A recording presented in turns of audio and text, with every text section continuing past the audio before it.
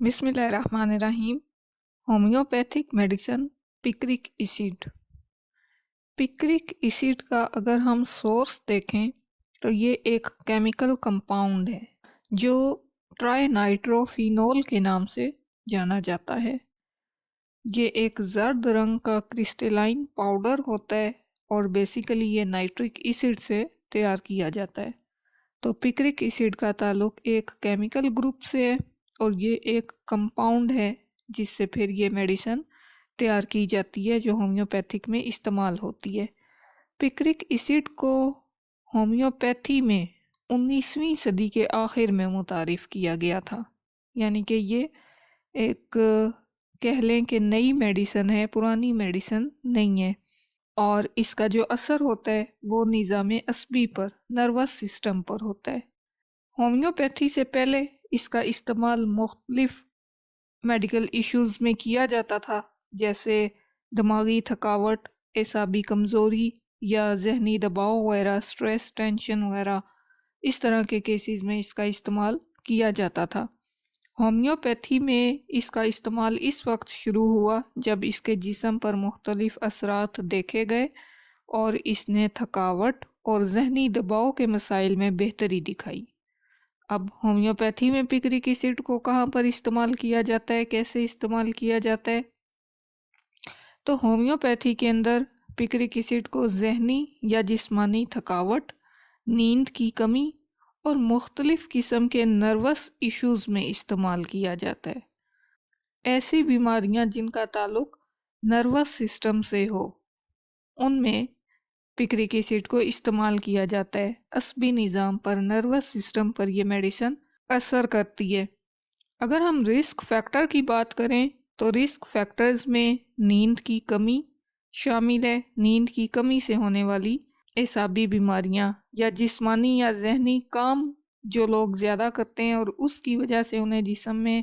تھکاوٹ محسوس ہوتی ہے، ایسے لوگوں کو پکرک ایسڈ فائدہ دے سکتی ہے۔ پھر جن کو آلریڈی نروس ایشوز ہوں ان میں پکرک ایسڈ، کوئی اور نروس ایشوز ہوں ان میں پکرک ایسڈ فائدہ مند ثابت ہو سکتی ہے۔ ہارمونل ارریگولیرٹیز میں جو لوگ سٹریس کا، ٹینشن کا شکار رہتے ہیں ان کے اندر، اور کوئی کیمیکل یا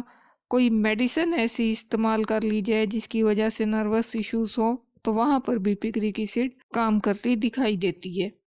اگر ہم پکرک ایسڈ کے مریض کی علامات کی بات کریں، وہ کس طرح کی علامات شو کر سکتا ہے،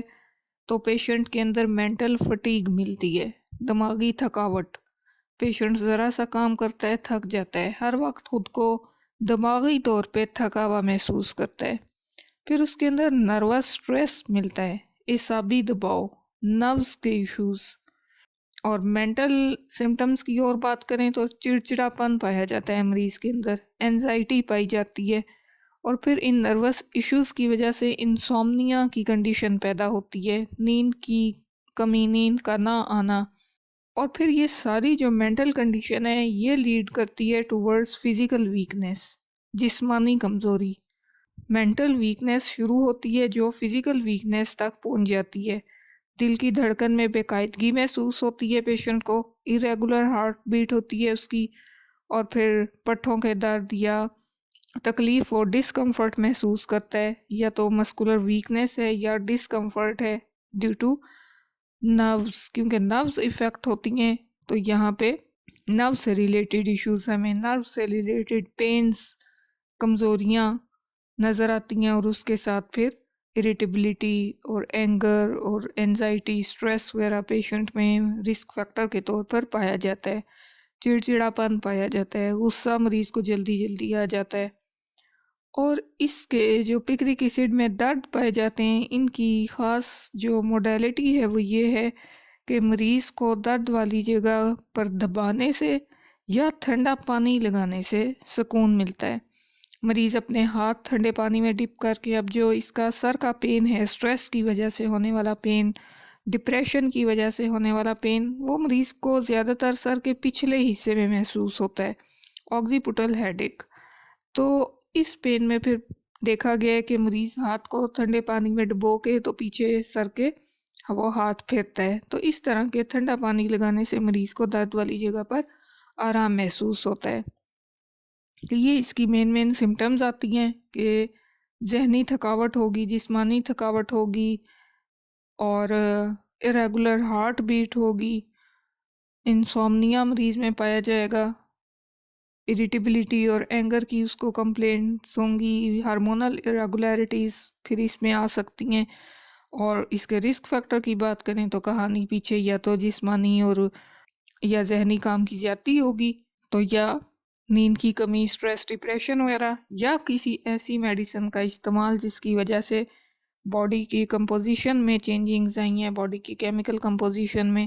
اور اس کا اثر نروز پر پڑ رہا ہے۔ اگر ہم پکرک ایسڈ کا کمپیریزن کریں باقی میڈیسنز کے ساتھ تو اس کا سب سے زیادہ کمپیریزن بنتا ہے نیٹرم میور کے ساتھ۔ پکرک ایسڈ اور نیٹرم میور دونوں میڈیسنز کا تعلق سٹریس سے ہے، انزائٹی سے ہے، ویکنس سے ہے، فٹیگ سے ہے، لیکن پکرک ایسڈ نروس ویکنس میں اور فزیکل ٹائرڈنس میں مددگار ثابت ہوتی ہے، یعنی کہ اعصابی کمزوری میں اور جسمانی تھکاوٹ میں، جبکہ نیٹرم میں اور زیادہ تر جذباتی دباؤ، جو ایموشنل سٹریس ہے، جو سیڈنس ہے، جو گریف ہے، اس کے علاج میں استعمال ہوتی ہے۔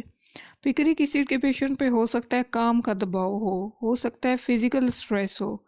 لیکن نیٹرم میور کے پیشنٹ کے اندر ایموشنل سٹریس ہوتا ہے۔ ارنیکا کے ساتھ اس کا کمپیریزن بنتا ہے۔ ارنیکا جسمانی چوٹوں کی ٹراما کی میڈیسن ہے، اور پکرک ایسڈ ذہنی اور اعصابی تھکاوٹ کی میڈیسن ہے۔ اب پکرک ایسڈ کی جہاں پر ڈوز کی بات آتی ہے تو پکرک ایسڈ ایک ایسی میڈیسن ہے جو نروز پہ ایفیکٹ کرتی ہے، نروس سسٹم پہ ایفیکٹ کرتی ہے، تو اس کو احتیاط کے ساتھ استعمال کرنا چاہیے۔ اور کیونکہ کیمیکل گروپ سے اس میڈیسن کا ڈائریکٹ تعلق ہے تو یہ ذہنی اور اعصابی نظام پر بھی اثر انداز ہوتی ہے، تو اس کو احتیاط سے استعمال کرنا چاہیے کہ یہ ریئیکٹ کر سکتی ہے کسی اور میڈیسن کے ساتھ، تو دیکھ لینا چاہیے کہ اس کو یا تو علیحدہ سیپریٹ استعمال کریں ایز اے سنگل ریمیڈی، یا پھر ڈاکٹر کے مشورے سے استعمال کریں۔ جو بھی میڈیسن نروس سسٹم پر، ہارمونل سسٹم پر اثر انداز ہوگی وہ جسم میں بہت بڑی بڑی چینجنگز لے کر آ سکتی ہے، تو اس لیے میڈیسنز کو استعمال کرتے وقت جو میڈیسن پازیٹیو ایفیکٹ لا سکتی ہے وہ میڈیسن ہمیشہ یاد رکھیے گا کہ نیگیٹیو ایفیکٹ بھی لا سکتی ہے، اور خاص طور پہ اس طرح کی میڈیسن۔ ایک کیمیکل گروپ والی میڈیسنز ہیں جن کا تعلق پلانٹ سے ہے، ایک کیمیکل گروپ والی میڈیسنز ہیں جن کا تعلق اینیمل سے ہے، لیکن یہ کچھ میڈیسنز ایسی ہیں جو ڈائریکٹ کیمیکل گروپ سے جن کا تعلق ہے، ان کو استعمال کرنے میں بہت زیادہ احتیاط کرنی چاہیے، اور ان کو استعمال کرتے وقت باقی میڈیسنز کی کمپوزیشن دیکھ لینی چاہیے کہ یہ ان کے ساتھ ریئیکٹ نہ کریں۔ تو پکرک ایسڈ بھی ایک ایسی میڈیسن ہے جس کو احتیاط کے ساتھ استعمال کرنا چاہیے، کیونکہ اس کا ڈائریکٹ اثر نروز پر ہوتا ہے، تو ہومیوپیتھ کی نگرانی میں استعمال کرنا چاہیے۔ پھر جو پریگننٹ وومنس ہیں یا جو وومنس بچوں کو فیڈ کروا رہی ہیں، تو اس دوران استعمال کرنے سے پہلے مشورہ کر لینا ضروری ہے۔ اگر اس ساری میڈیسن کو کنکلوڈ کیا جائے تو پکرک ایسڈ ایسی میڈیسن ہے جو مینٹل سٹریس کے لیے، نروس ویکنس کے لیے اور فٹیگ کے لیے معاون ثابت ہو سکتی ہے، لیکن ماہر ہومیوپیتھ کے مشورے سے استعمال کیا جانا چاہیے تاکہ اس کے بہتر فوائد حاصل کیے جا سکیں اور اس کے منفی اثرات سے بچا جا سکے۔ اللہ ہمارے لیے آسانیاں کرے اور ہمیں آسانیاں بانٹنے کی توفیق دے۔ اللہ حافظ۔